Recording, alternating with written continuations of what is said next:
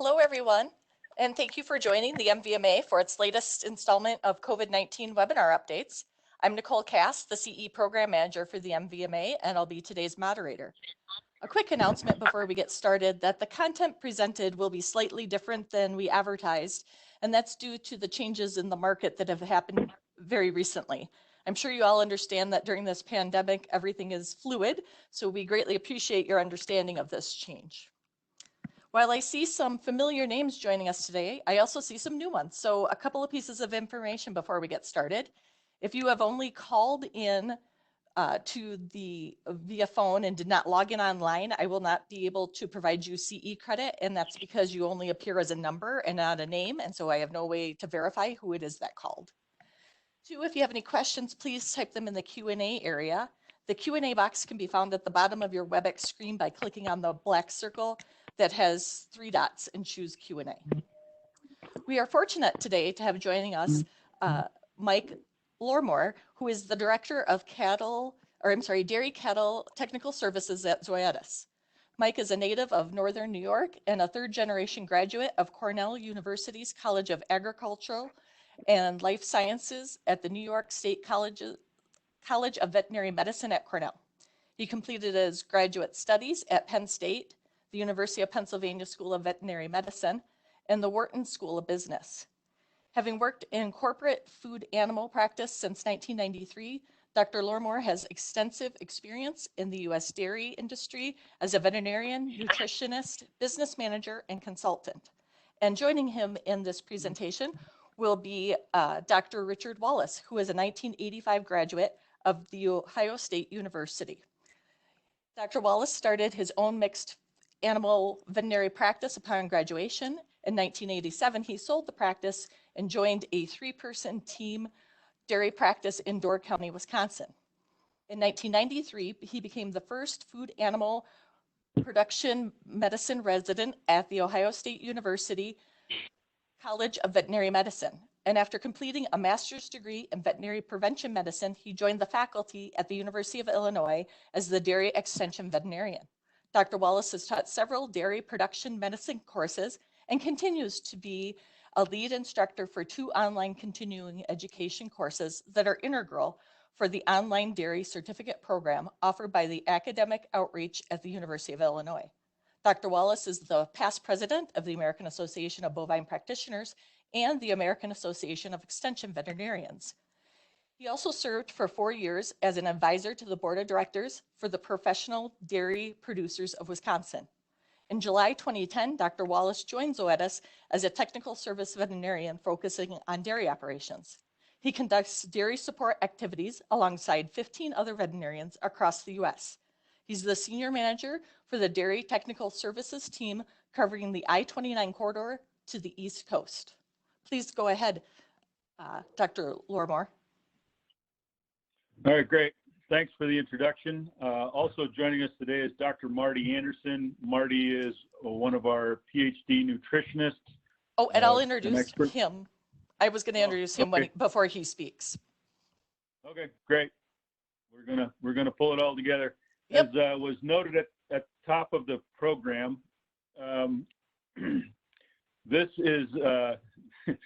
this program has changed significantly just over the course of the last few days, even up to the last hour, in terms of what's going on with the U.S. dairy industry. We will talk you through a little bit of managing dairy productivity through the pandemic, at least from the eyes of those of us who work both with individual dairies all the way up to the Department of Ag and major technical or trade industry groups that help manage supply around the country.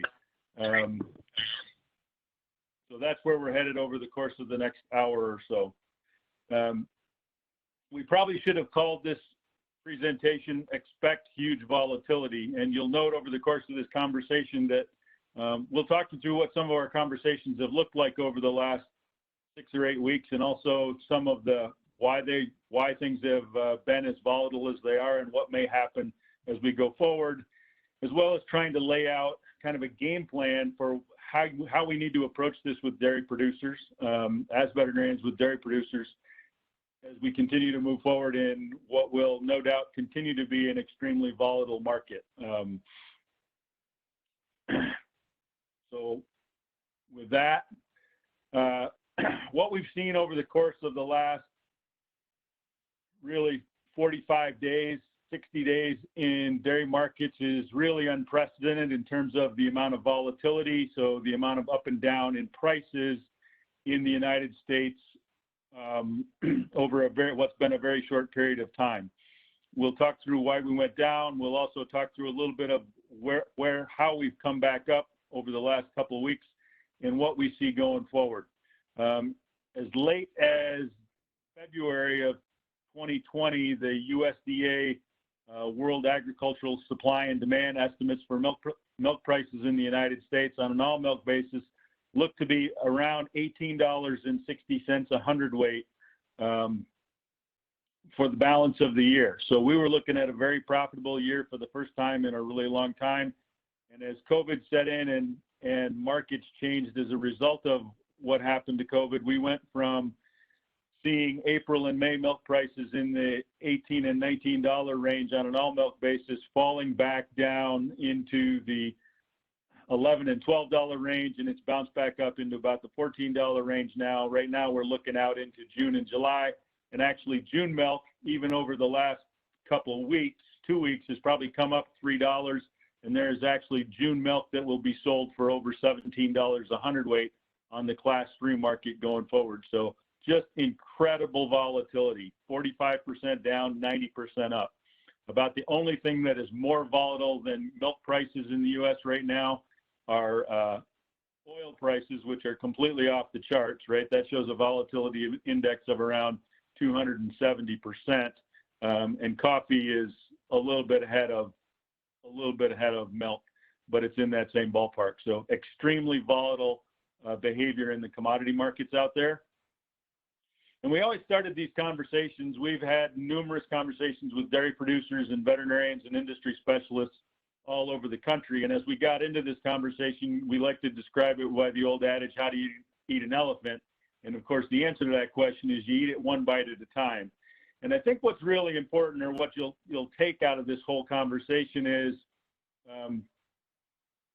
regardless of what the financial markets do, right? We manage cows. We help our producers manage cows and cattle, and we're managing for profit. But there's not a lot that you can do sometimes on the financial side to control things. But what you've always got control of is the biology of the cows, right? To the extent that we know how to manage cows, sticking with what we know is really, really important. And we manage some of the other volatility by trying to manage really around the edges.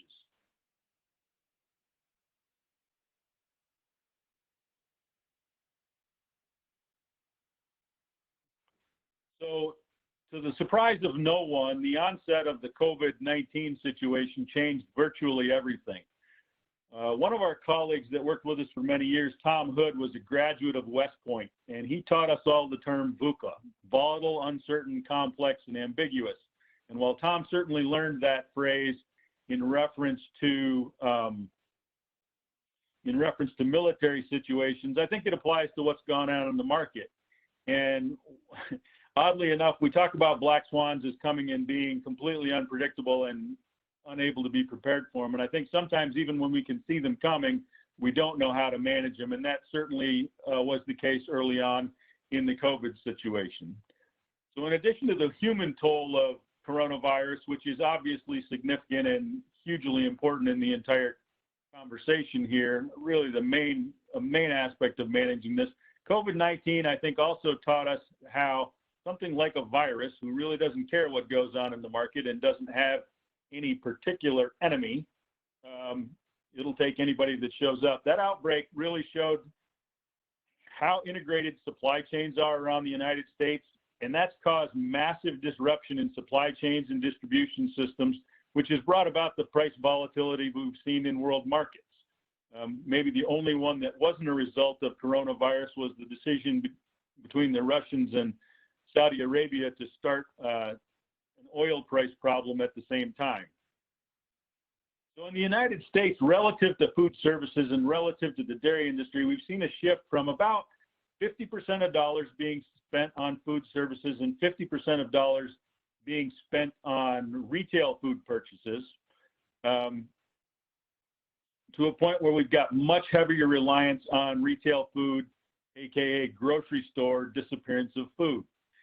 And we don't really see on a dollars basis that that it's unlikely that that shift to retail will offset food services on either a dollars basis or a volume basis. Now, I'll tell you that I made that slide up. We made this slide up about 8 weeks ago, and I'm not even sure that this stays in play at this point. I think you'll see some changing dynamics as we go through this that allow us to say maybe we'll get total disappearance back, even if it's in a different format. I don't know 100% total disappearance, but we're going to be a lot closer than we thought we were going to be.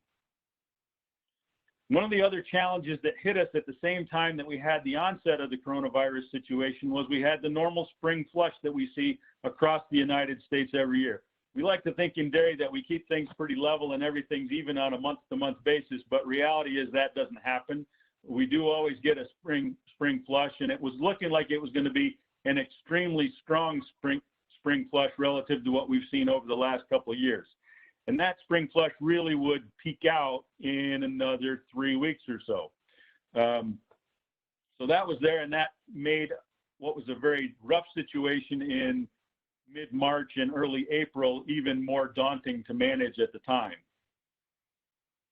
So at the time that all happened, put March 15th in your book, processors immediately communicated to us a need to reduce milk flows into processing facilities across the United States. They were being forced to run at reduced shifts. They were being forced to handle lower volumes to ensure employee health and wellness. And basically, particularly for processing plants, and there's about 1,200 or 1,300 of them in the United States that handle raw milk for various functions.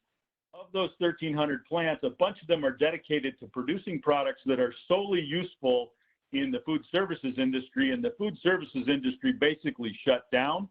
And so those plants weren't able to take any milk at all. We didn't have cold storage for finished product on the back end. And so we ended up just having situations where we didn't have a home for milk. Some of the co-ops and handlers who had previously communicated that, hey, we're only able to take so much milk and put people really on a base plan, they actually started to enforce those base plans in a lot of cases for the first time, particularly on a longer run basis, communicating that those plans were in play. And we had processors communicating a need for less milk, talking to their producers and their suppliers about being able to take from as little as from a low cutback of 5% cut, so you can sell us 95% of what you usually sell us, to a 25% reduction in what they were going to be able to take for the month of April and May. So in mid-March, we were thinking that the United States dairy industry was looking like it was going to sell between 8 and 13 less total product on a volume basis in 2020 versus 2019. Now, to put that in perspective, in 2019, we sold about 218 billion pounds of milk in the United States. About 85% of it is used domestically, and 15% of it is sold into export markets. So to take what's essentially a 10% hit means we're looking at a 20 to 25 billion pound reduction in milk. That's a huge amount of milk, a huge amount of cows that really would put potentially as much as 1 million cows at risk if we couldn't figure out other ways to handle this challenge.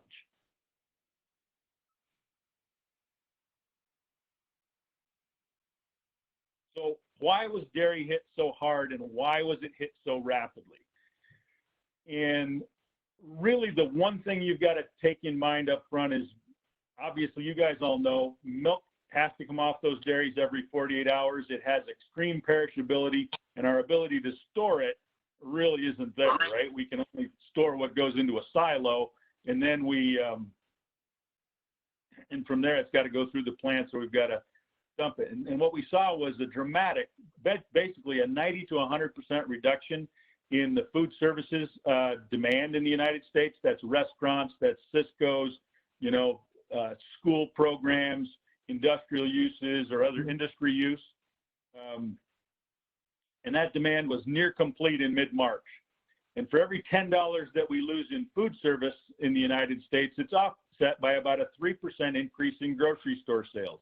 So the week ending March 13th in the United States, which was kind of when things really started getting hairy, we saw a 90% reduction in food services and a 79% increase in grocery store demand for some commodity products, beef, dairy, produce, etc. So everybody switched from eating half of their food away from home to eating now all of it at home. Big mess. So we got a huge rise in grocery store demand. We've got demands on production facilities. Think about a bottling plant. Some of you may have had experience where you shop locally, where you'd go into the store and on one hand you see empty grocery shelves, and on the other hand, you know that there are dairy producers out there who are being told to reduce milk production, and in some cases it's getting dumped. And that's totally a function of the ability to move some of these facilities that do bottling, if that's what we want to talk about, and increase the throughput in those facilities. And it's more complicated than just saying we need more milk at this facility. You've also got to have the plastic jug and the refrigeration capacity and the labels and all the other stuff to move that product through. So this whole thing has been a real study in supply chain logistics and how interconnected we all are. So milk was shifted from facilities with no markets to other facilities that could take it, and facilities focused on retails couldn't increase output fast enough to meet demand. The other thing that got really complicated for us in a hurry was exports. And we all know that other parts of the world were hit with coronavirus before it became a huge issue here in the United States. But our big partners for export markets around the world, Mexico is number one, China is number two, Canada is not far behind China. And we had problems because of coronavirus, particularly in China, with shipping access, so that's access to ships and refrigerated boxes to transport materials. You got biosecurity problems on the back end in terms of receiving ports. They couldn't get materials off of ships, and then they couldn't get it distributed within their own manufacturing systems and retail systems to distribute to customers, if we're talking about China, in China. And so you've got U.S. products that are just not able to move. And so that 15%, some of that backs into the United States. And for every 1% increase in overproduction in the U.S. relative demand, we would generally expect a 15% decline in price. So that's the price elasticity relationship to demand. And obviously, for a short period of time, we backed up a lot more than even 1%. Hence, we saw that huge downward spiral in milk prices. I would make note that through all of this, the Mexican and Chinese economies have been hit extremely hard, as was the United States. The Chinese economy has grown at 6+% for as long as I can remember almost. And in a lot of cases, it was double digits. And actually, during the first quarter of 2020, they were seeing about a 6% decline in their GDP. So a huge backstep for the Chinese economy. The Mexican economy has also been hit partially by coronavirus, but actually Mexico's been hit harder because of the oil price dispute between Saudi Arabia and Russia. Mexico also produces a lot of oil when prices are appropriate or more in line with what the market has seen over the last number of years. The Mexican government is dependent on sales of oil for about 40% of their revenue. And so as those markets have dried up because of what Saudi Arabia and Russia have done with oil prices, they've gotten hit really hard. And as a result, it's been difficult for Mexico to keep up the pace of imports, which would be exports for us, but imports into Mexico and utilize that food product. So they've been hit really hard. And as a result, we've had a lot of milk flow back into the United States. So we ended up with situations like this in late March and early April. This picture was taken down in South Florida, but this was happening all over the country. And for times in late March and early April, we were dumping as much as 8% of U.S. milk production on a daily basis. So we were getting hit throughout this early conversation is how do we help our producers? And producers were coming to us, veterinarians were coming to us and saying, how do we help producers reduce milk production in light of these restrictions that are out there? And we'll talk through a little bit of what that looked like, but I want to get beyond that over the next few minutes. So again, we were challenged with how do we logically and effectively reduce herd production? And I told people over the last couple of months, I've spent most of the last 30 years helping dairy producers think about how to make milk more effectively, how to do a better job of taking care of cows, how to make more money in the dairy industry. And suddenly, over the course of about a two-week period, a number of us became resident experts at how to make less milk, which was a really uncomfortable conversation. But I think it's important to know how we went through that conversation, as you'll see as we get further down this discussion. So we set out a line of goals, right? Ensure the health and safety of our families and our workforce, which is always goal number one every day, with or without coronavirus. Relative to the situation that we had, we wanted to reduce production without incurring penalties. And I think really importantly, we focused lots of conversation, back to my original point, we focused lots of conversation on we want to do this with healthy, highly efficient cows. But it can't be a cow culling exercise in this case for reasons that we'll make apparent in a minute. We wanted to maintain cow numbers. When we first got into this question and I first started fielding this from dairy producers across the United States, Mike, how do we reduce milk production? The first thing that came to my mind was, well, we'll just start culling cows. And then I realized quickly that knowing how market volatility works, we better be really cautious about doing that, because just as fast as this thing is going down, I know it can come right back up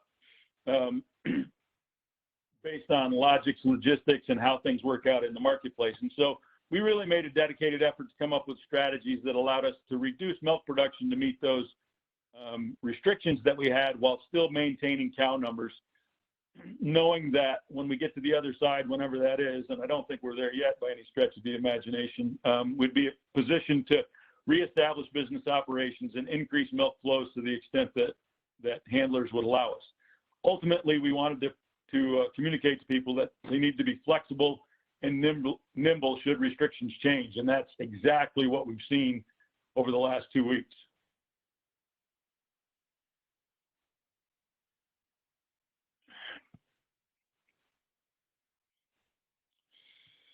So the kinds of strategies that we put in front of people, other than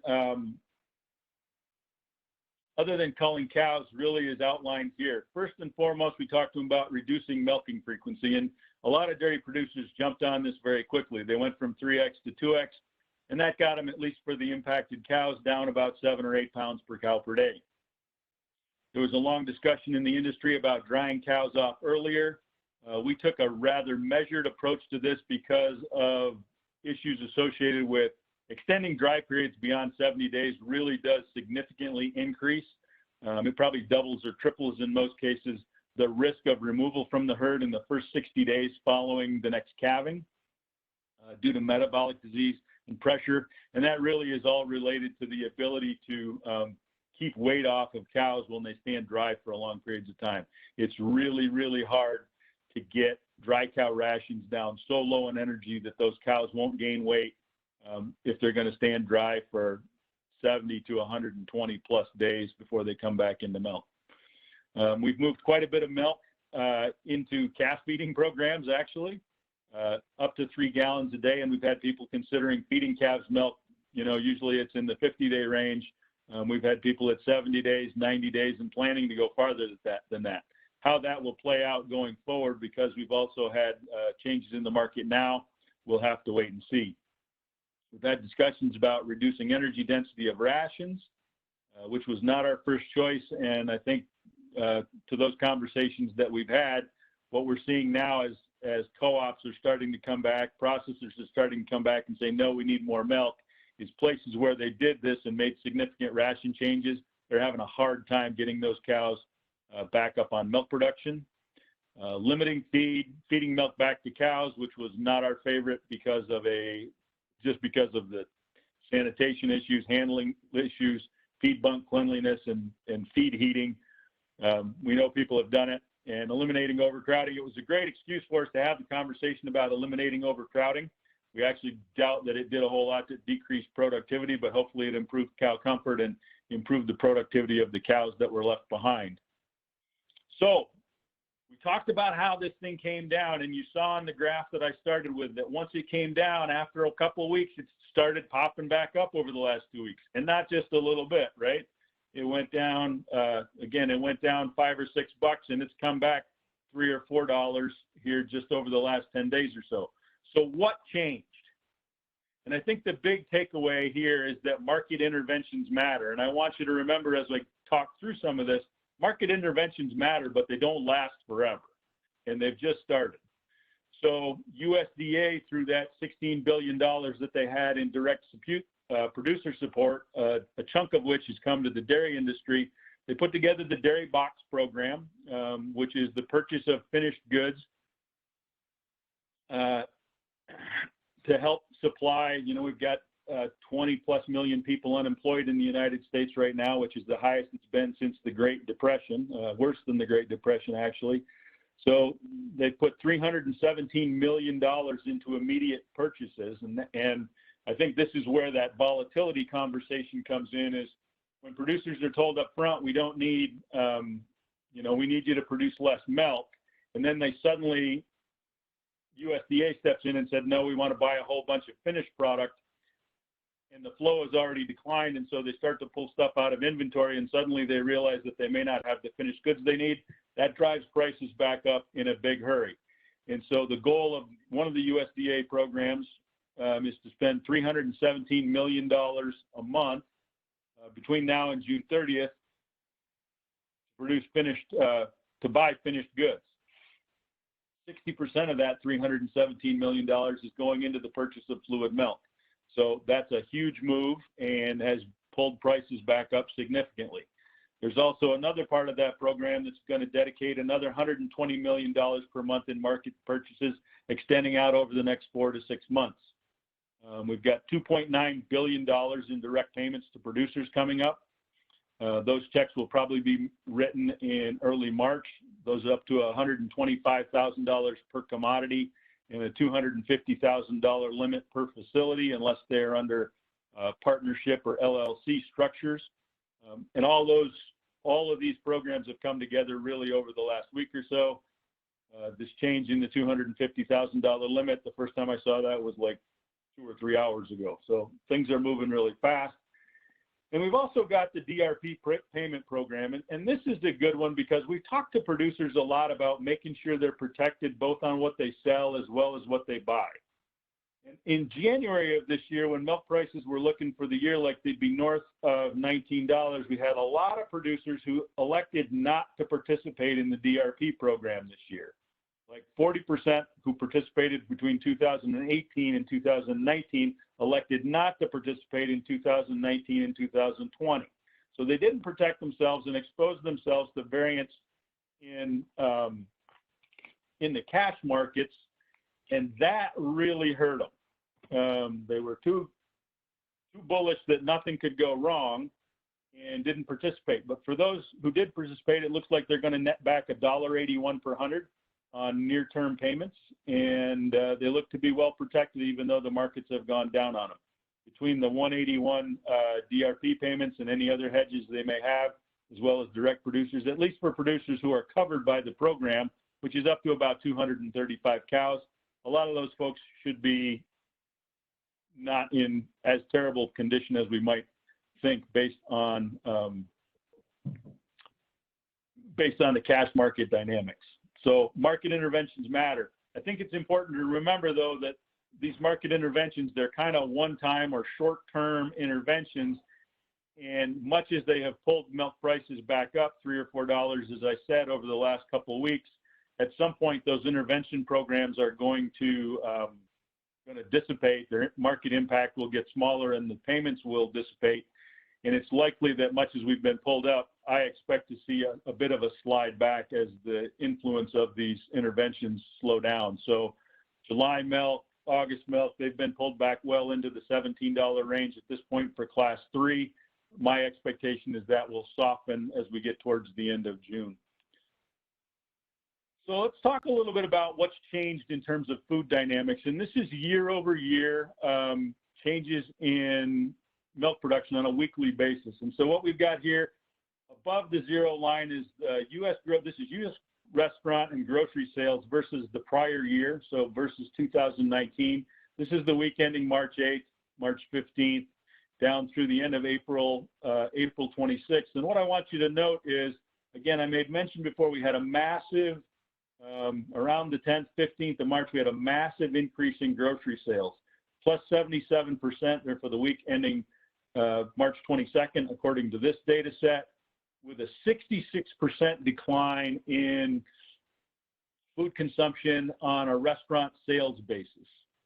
And what I want you to see over time is, one, the 77% wasn't maintained. Obviously, we had some very rapid surge buying, and people have realized that over time there will be food in grocery stores, and we are capable of getting it there. That being said, 6 weeks later, we're still at plus 20%, and my expectation is those grocery store sales will continue to stay at plus 20% for a good period of time.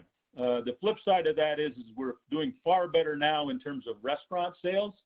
We were down 66% with really what was being maintained being drive-through and quick serve food. Sit-down restaurants were virtually at a zero. Open table was down 100% for about 6 or 8 weeks. And what we've started to see is Americans are getting tired, quite frankly, of eating their own food. They're getting tired of being home and being under the various stay-in-place conditions that are out there. And so we're starting to see restaurants getting more and more innovative in terms of takeout food or delivered food. And so they've clawed back a pretty good chunk of market share that they lost. And while going from minus 66 to minus 47 is certainly not a touchdown that we want to get up and dance about, that is a significant shift in terms of the dynamics of food consumption in the U.S. And when we look at open table data, which I don't have a graphic for you here, in the southern states, southeastern states that have opened up faster than the rest of us, they've actually increased seatings at seated restaurants. They're back about 10 or 15%. And in Germany, who's a month or so ahead of us, even beyond that, their seatings are up. So they are at about 1/3 of normal seatings from, several months ago. And that's a significant improvement. And my expectation is we'll see the same thing in the United States as we continue on into the summer. So we will shift back from grocery store sales and continue to get back into restaurant sales. In terms of dairy specifically, we see some things have been really good for dairy over the last few weeks in terms of total disappearance. Fluid milk is up 10% consumption. Cheese is up. Butter is up really significantly. I think probably most of you are aware that there's a lot of baking going on in homes these days, and we're using a lot of butter. Yogurt, people are staying away from work. A lot of yogurt goes to work with people every day, so we haven't really seen a change in that. Ice cream is interesting because ice cream is clearly not an essential food, much as we all like it. But I think it speaks to ice cream as really a decadence food. It makes people, it's a comfort food, makes people feel good. And so people are eating a lot more ice cream. And frozen pizzas versus last year, this, by the way, is this year versus last year. Last year is the light blue, this year is the dark blue. I apologize for not clearing that percentage increase over time. The frozen pizza business has gone really, really well over the last couple months. And you see massive increases here. You see massive increases in pizza delivery. So folks like Domino's, Papa Murphy's, Papa John's, that whole bunch have had significant increases in sales. Initially, we saw a steep decline in Italian cheeses, but that's really popped back. And I know that there are some huge contracts that have been landed out there by the dairy industry, which have helped put us back in place. So again, the market shifts around a little bit in terms of what our end product use is, but the bottom line is we're getting rid of most of our dairy products. So with that, Marty, can you talk to us a little bit about, we saw changes in what looked like processing capacity for dairy cattle for beef, and that seems to have changed a lot. We've done really well. Can you talk us through what you're seeing there? Absolutely. I'm going to just grab the screen from you. Okay. And it's not letting me do that, Mike. Okay. Can we switch and make Marty the presenter? There we go. Perfect. Okay, we're coming up now.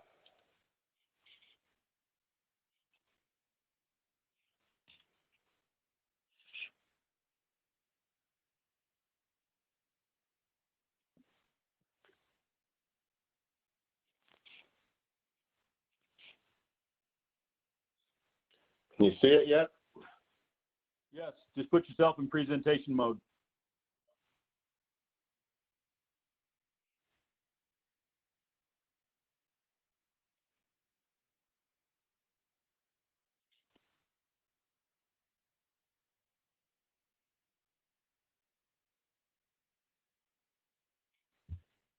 Okay, here we go. So, yeah, thanks, Mike. It's a pleasure to be here today.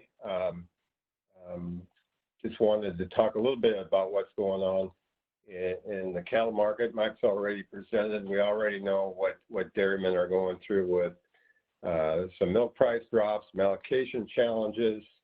A couple weeks ago, when we were talking about this, there were some regional places where getting rid of cull cows was a challenge.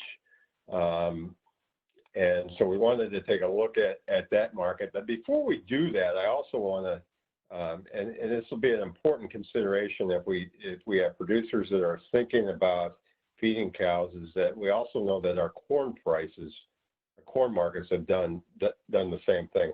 A lot of this was due to reductions in ethanol production over the last 4 to 8 weeks, and that continues, which is driving protein prices higher, but corn prices have really broken out of their trading range and seem to be operating at a new lower level there. When we look at our corn use and supply, this is not just an ethanol thing. This is the American farmer responds well to market prices, and they've been doing that in the grain business. And when we look at ending stock use year over year, it's gone from 7-8% or less here not that many years ago. We've been building our ending stock use. We've been running around 15% the last couple of years.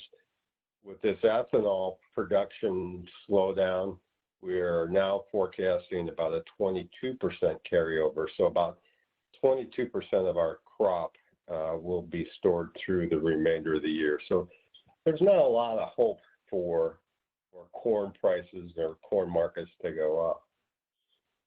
What we wanted to talk today about has been what's going on in the packing plants. The green line shows the reduction in cow bull slaughter, the cow plants. The purple line, I guess I'd call it, would be our fed cattle plants. There are some plants that I refer to as two-way plants, places like Packerland and Green Bay that can do cows and fed cattle both. So there's been some shifting in those plant uses. Really, with some minor exceptions, there's been a few cow plants that have had to shut down for a short time or operated on a slow basis for a while now. But there's been very, very little disruption. And actually, we did really, really well in our fed cattle plants up until early April when we started seeing some plants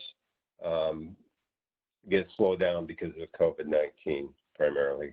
And that's probably a function of where those plants are located, mostly in the Midwest. We know the East Coast and the West Coast, particularly the East Coast, got hit harder. So this would be through last Friday. So showing where our steer and heifer slaughter numbers were. And I'm sorry, this is not Friday. This would be Monday. So a week ago would have been last week. This would have been Monday slaughter for fed cattle, and you can see the cow bull slaughter. So it's just one day. We're starting to build back up. our cow slaughter numbers probably aren't going to change much, and you'll see why. But the fed cattle slaughter is starting to improve there. And I've tried to source, this is from Amarillo Brokerage. They put out a report every night, so where some of this information is coming from. Bottom line is we still have a huge problem in the meat business or in the feed yard business, if you will, and that CattleFax estimates that because of the slowdowns here, just really the last 6 weeks, we've already backed up about 1 million head of cattle. And that is a huge, huge number. The experts in this business tell me that they expect this will take 5 or 6 months to work through this volume of fed cattle. So we're going to have pressure on our meat markets or on our packing plants for a long time to keep things moving. When we look at what box beef, and you've probably all heard this in the news, and what box beef and meat and the different primals have done, those numbers are reported here. You know, kind of the interesting thing that's kind of saved our cow plants is that we've had a huge increase year over year in the value of 90% lean and 50% lean. So the hamburger, you know, the grind stuff that gets mixed. Because cow plants are typically less crowded fab floors and require a little bit less intensive labor force, if you will. Those plants have been able to operate a little better than the fed cattle plants, and there's been a lot of motivation here for them to operate at full capacity or as fast as they can the last week or two in particular. So this is the blue line on the bottom would be composite cutout. This would be for fed cattle or all cattle, so it would include hamburger, what those boxes are, and what the value coming out of the packing plants are. And then the black line up on top would be production. So classic economic situation here is that when production drops, prices really spike high. We look specifically at, this is the 90 lean, broken out of its 5-year trading range, which would be the gray area in the background. Experts in this business are telling me that they expect that this price will drop as fast as it went up. This is going to be a pretty short-term spike. This would be the 50s or 50% lean. That price is already starting to show a lot of volatility and get back into, or at least closer to, a normal trading range. This graph here is from this morning. Compliments of Amarillo Brokerage. This would show box beef momentum, or the pace and is really dropping fast. So we're getting, you know, the events that we've been watching unfold, particularly the last couple of weeks in the meat market, seem to be getting back into that normal trading range just as fast as they've been. I like to look at this. This is the live cattle strip. So it would be the average of the next 12 months. So anytime you're looking at a strip, you know, you're looking at what the market thinks beef prices are going to be over the next 12 months. So it's always a 12-month trading range. And as you can see, we've kind of broken out of that normal range, trying to get back into the normal range, but given the backup of fed cattle out there, it's likely it's going to have a difficult time getting a lot higher than where it is today.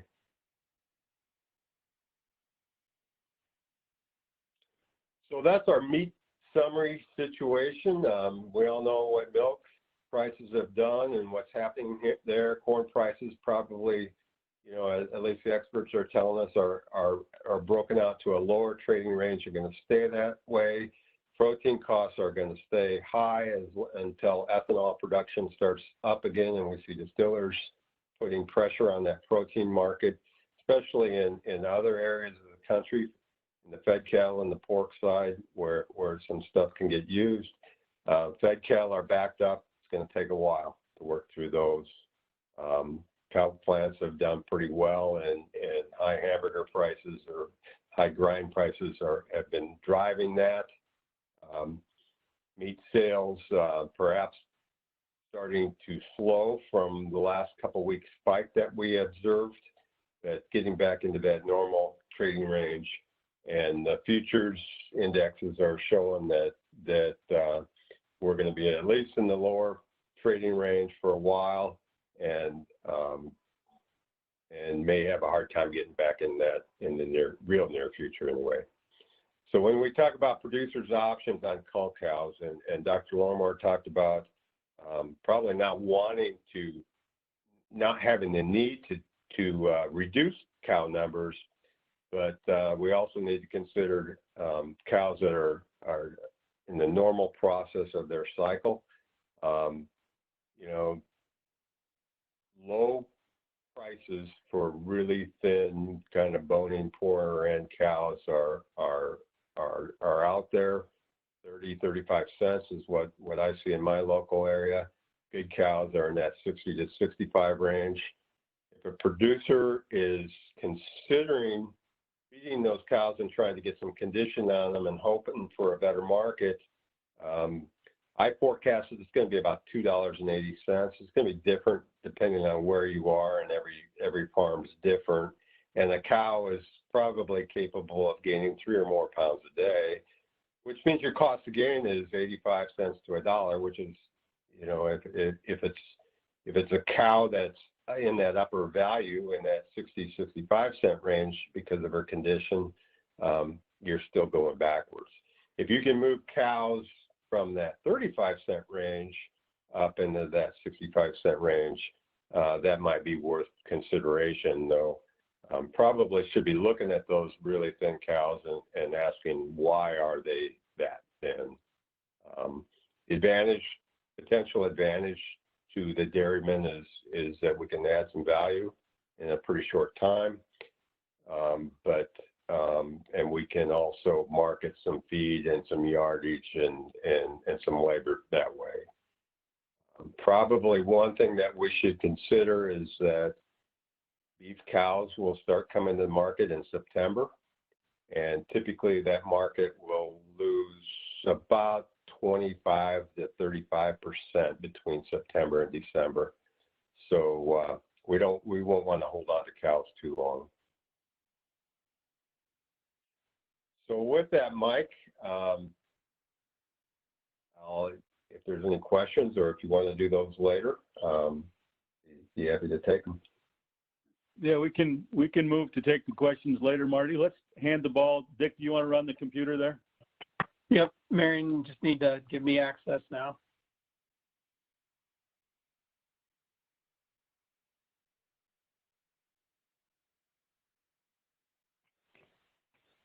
So to take off from where Marty left off, as you said, you really don't want those thin cows.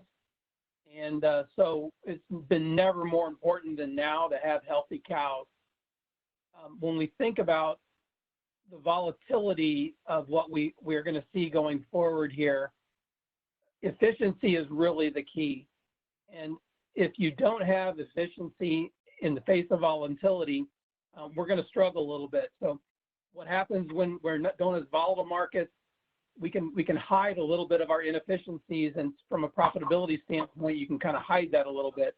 But quite frankly, when you have this kind of high volatility, it really exposes your weaknesses very often. So healthy cows are really important. If you look over the last 30 years, the average cow has returned somewhere around $250 in net farm income on an annual basis. If we look at most of the costs of most dairy diseases, we're going to kind of average that out to about $250 per incident, except for maybe DAs, which are going to cost you closer to $500 on the cost of the cow. But mastitis, metritis, ketosis, all those diseases, if you kind of average them out, you're going to about $250 per case. Paulo Pineda, he did some nice work at Colorado State and demonstrated that over 50% of cows are receiving some kind of an antibiotic treatment over the course of a lactation. So if we make the assumption that the average cow returns about $250 and half of those cows are losing $250 because of a disease that they have to be treated for, we really have two populations of cows in our herds. We have those that are generating, zero net farm income, and then we have those that are actually making $500. And so I don't want you to think that, we don't have to go out there and just, automatically pull the trigger and you got to ship every cow that gets sick, because disease is a sunk cost. And the goal is really to make money going forward. And so in most cases, treatment can lead to a pretty rapid return to profitability. So treatment is still important, but healthier cows and healthy cows going into it are really critical as we face these volatile situations. So some of the things that we can do to accomplish healthy cows, you probably have many herds that you work with that are already doing genomic testing. And now more than ever, it's important for us to focus on having the best animals in the herd. These are the ones that have the greatest opportunity to compete for space and become profitable animals.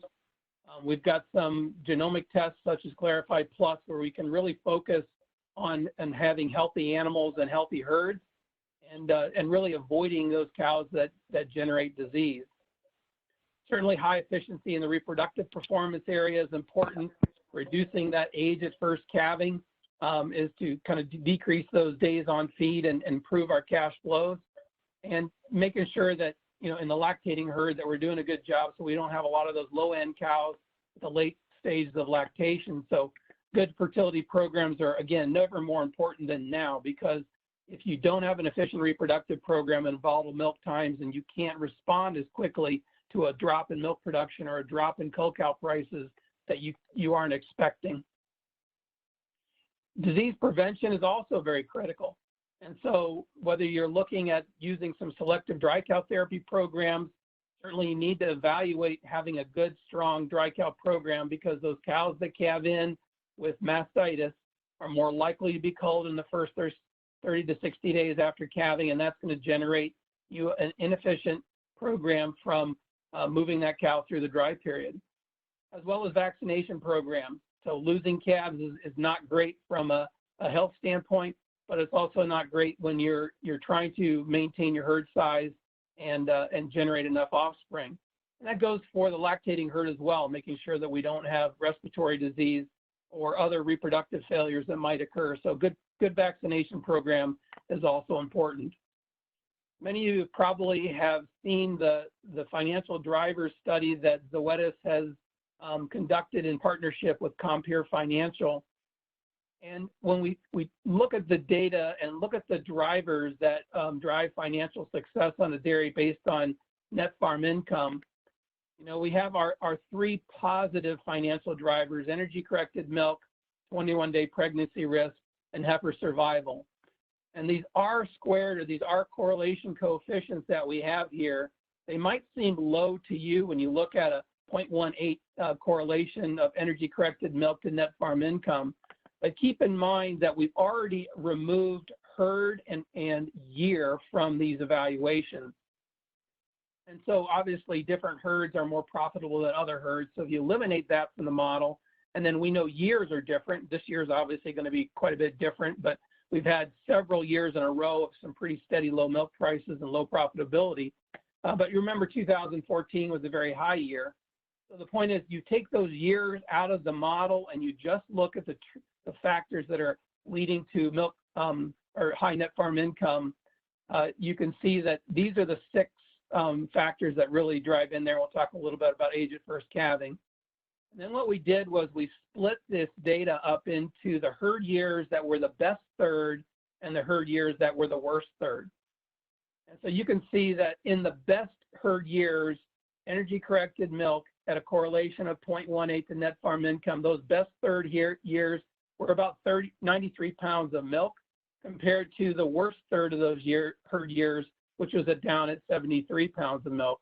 So almost a 20-pound difference between the best and the worst. So obviously, energy-corrected milk is a big driver for profitability. We realize that. You take a look at other things like positive correlations between the 21-day pregnancy risk and even heifer survival rate. And then what we calculate is that difference of impact on net farm income per hundredweight of milk. And so heifer survival, a 7% difference between the best third and the worst third is about 70 cents per hundredweight of net farm income difference between those best and worst thirds. And then if you look at these ones that are negatively correlated, death rate, obviously, when cows die, they don't make a whole lot of milk for you. So that's a significant impact, but almost a 5% difference between the best and the worst years, coming out to about 52 cents of net farm income per hundredweight of milk produced. What I really want to point to, and we all realize somatic cell counts in there, is this net herd replacement cost or net herd turnover rate. Pretty high negative correlation. So the higher that cost is, the lower the net farm income and vice versa. And you can see that this has a pretty significant impact on the net farm income per hundredweight of milk as we drive down through it.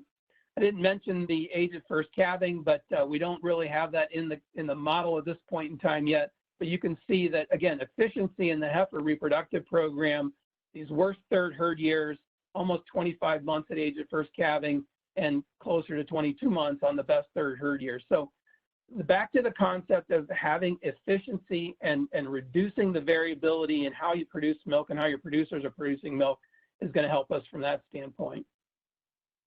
So, keeping cows calving is important. Keeping calves alive is important. And I'm going to turn this last slide over to Mike to kind of walk us through sort of what our goals is one step at a time. So, Mike, you want to take this? Sure. So I think, again, throughout this entire situation, clearly the coronavirus environment is not over. Oh, Dick handed the whole thing back to me here. I got it. Oh, Marianne did. Okay. It's all right. You're fine. You're fine.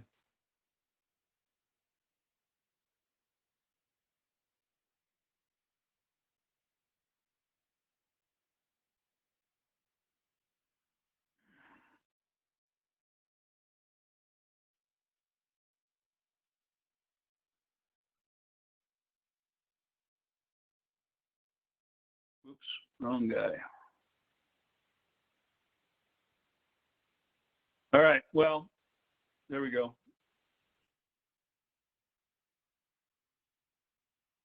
There we go, Mike. All right, good.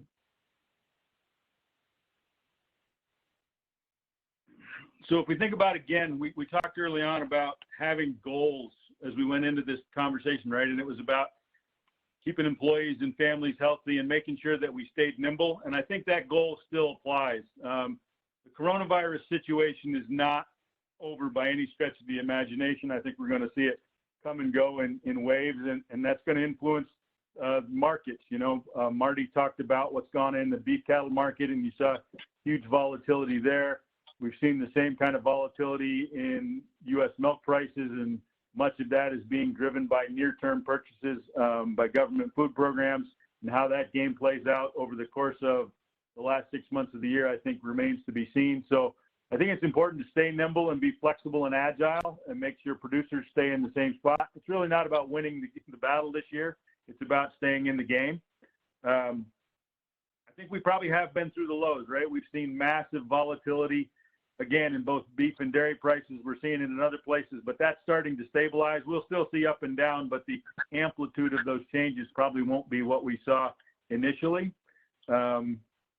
I don't expect, as I said, I don't expect the upswing to hold into June and July. It's certainly not going to go back down to where it was, but I think the markets are in a pretty strong position right now relative to where they will be as we average out the bulk of the year here. I think it's important that people, they don't panic in the situation, and that phase is kind of gone beyond us. Don't try and figure out 2021. Don't try and figure out the fourth quarter. Just figure out what you've got to do now.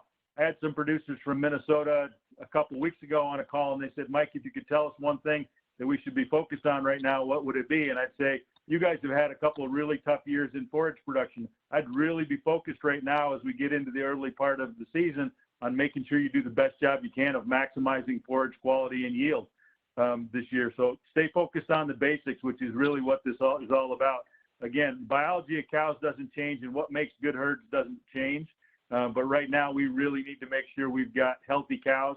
They're highly efficient, and the rest of the operation around them that goes to support biological success is in place. So stay focused on where we are right now. The goal for today is to get through today and on to tomorrow morning. We'll worry about 6 months from now, a little bit further down the road. And ultimately, we want people to stay focused on controlling what you can control. I think it is really important to recognize, as I said before, one of the great learnings for me through this entire process over the last couple months is really getting a much better understanding of how interconnected we all are. The economy is clearly global. Supply chains are clearly global. I know I don't think about running a processing plant, a bottling plant, and worrying about whether there's going to be a supply of bottle caps or not. But reality is that is part of the situation that we run into, and we need to recognize that connectedness. But the good thing about being connectedness, right, is we are all in this together, and we will get through it one way or the other.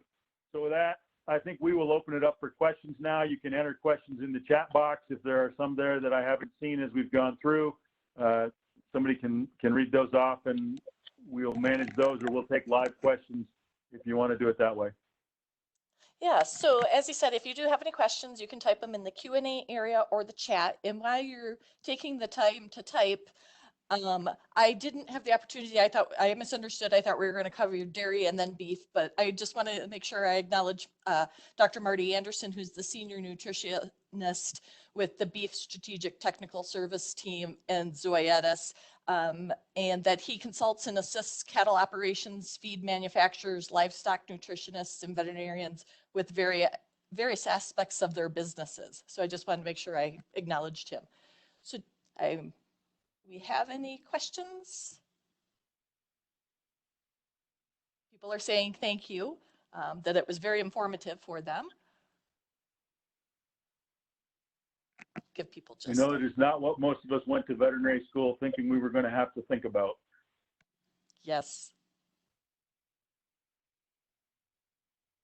So while I'm waiting for any questions, I do want to thank the three of you very much for your time and expertise and changing your presentation so that it was up to date as possible. So I know, as I mentioned at the beginning, it was a little different than advertised, but yet it's the most up to date, which is most important, I think. I'm not seeing any questions. Give people just a second more. I know sometimes it takes a while to type them in.